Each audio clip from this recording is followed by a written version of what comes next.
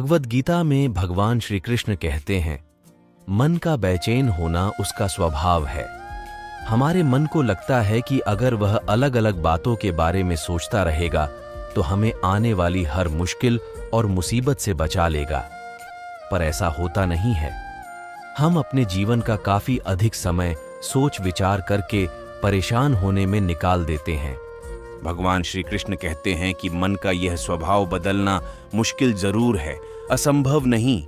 अच्छा, अब आप एक बात बताइए, क्या आप कौए को कह सकते हैं कि वो कांव कांव की आवाज ना करे? या फिर क्या आप किसी मेंढक को कह सकते हैं कि वह पानी देखते ही ऊंची छलांग ना मारे? हमारे मन का भी कुछ ऐसा ही है। जीवन में कुछ भी होता है, अच्छा या बुरा, हमारा मन उस पर कांव कांव कांव करने लगता है। कांव कांव से मेरा मतलब है चिंता करना, व्याकुल होना। कोई बुरी बात होती भी नहीं है और मन परेशानी की ऊंची ऊंची लपटें लेने लगता है। कभी कभी तो मुझे ऐसा लगता है कि हम में से कई लोग सिर्फ परेशान होने के लिए जीते हैं। सारी परेशानी, पीड़ा, दुविधा अक्सर हमारी मन की बनाई हुई कहानियां होती हैं। भगवान श्री कृष्ण हमें हमारे मन को शांत और स्थिर करने के लिए दो उपाय देते हैं। पहला, ध्यान लगाना या मेडिटेट करना। दूसरा, वैराग्य भाव सीखना। अब ध्यान या मेडिटेशन शब्द सुनते ही आप में से कई लोग कहेंगे कि आप आंख बंद कर सांसें अंदर बाहर नहीं ले सकते। यहां हम सब गलती कर बैठते हैं। मेडिटेशन या ध्यान का मतलब सिर्फ आंख बंद कर बैठना नहीं होता। मेडिटेशन का मतलब होता है अपना पूरा ध्यान किसी चीज पर लगाना और उसे हटने नहीं देना। अगर आप रोटी बना रहे हैं तो सिर्फ उस बात पर ध्यान दीजिए। अगर आप पिक्चर देख रहे हैं तो अपना पूरा ध्यान पिक्चर पर लगाएं। यह मत सोचिए कि पिक्चर देखकर आप अपना कितना वक्त बर्बाद कर रहे हैं। जब आप जीवन के हर छोटे बड़े काम को पूरे ध्यान से करते हैं तो आपका जीवन ही एक मेडिटेशन बन जाता है। ऐसे जीवन में शांति, स्थिरता, साहस और सफलता का होना अनिवार्य है। वैराग्य भाव। दूसरा उपाय। वैराग्य का अर्थ यह नहीं कि आप सब कुछ छोड़कर जंगल में जाकर बैठ जाएं।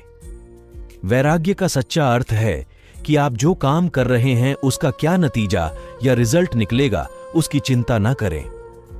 जैसे अगर आपने कोई इंटरव्यू दिया, आप यह कर सकते हैं कि पूरे मन से तैयारी करें और अपना बेस्ट देकर आ जाएं। वह नौकरी मिलना या ना मिलना आपके हाथ में नहीं है। इस नतीजे के पीछे अलग अलग चीजें हैं जो आपके बिल्कुल कंट्रोल में नहीं। तो जिस चीज के बारे में आप कुछ कर नहीं सकते उसके बारे में चिंता भी ना करें।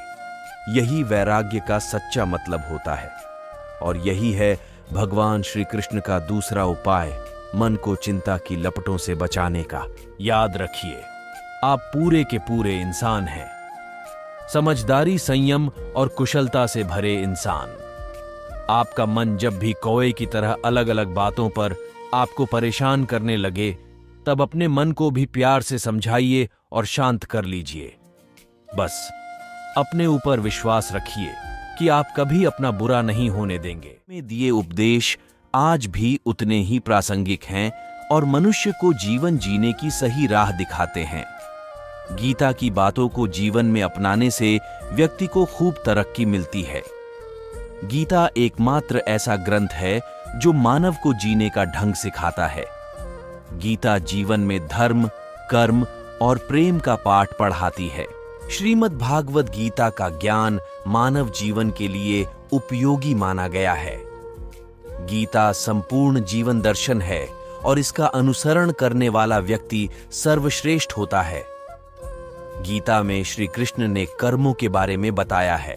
गीता में श्री कृष्ण कहते हैं कि जिस मनुष्य का अपने कर्मों पर अटूट विश्वास होता है और जो मनुष्य अपने कर्मों पर सदा अडिग रहता है, वही मनुष्य जीवन में सफल हो पाता है। जबकि जो मनुष्य सिर्फ फल की चिंता करता है, उसे जीवन में सिर्फ असफलता ही प्राप्त होती है। श्री कृष्ण के अनुसार परिस्थितियां चाहे कितनी भी खराब हों, वो हमेशा एक जैसी नहीं रहती हैं। वो बदलती जरूर हैं, इसलिए मनुष्य को हिम्मत नहीं हारना चाहिए। श्री कृष्ण कहते हैं कि ईश्वर कभी भी किसी व्यक्ति के साथ नाइंसाफी नहीं करता। वो उसको केवल वही देता है जिसके वह लायक है। गीता के अनुसार कोई नहीं देगा तेरा साथ, यहां तुझे लड़ना भी खुद है और संभलना भी खुद है। हे अर्जुन, व्यक्ति जो चाहे बन सकता है यदि वह विश्वास के साथ इच्छित वस्तु पर लगातार चिंतन करे। श्रीमद् भगवद गीता में श्री कृष्ण कहते हैं कि जीवन में कुछ भी स्थायी नहीं है, इसलिए स्वयं को अधिक तनावग्रस्त न करें। किसी के साथ चलने से न तो कोई खुशी मिलती है और न ही लक्ष्य। इसलिए मनुष्य को सदैव अपने कर्मों पर विश्वास करते हुए अकेले चलते रहना चाहिए। गीता में श्री कृष्ण कहते हैं, दूसरे के कर्तव्य का पालन करने से भय होता है और स्वधर्म में मरना भी बेहतर होता है।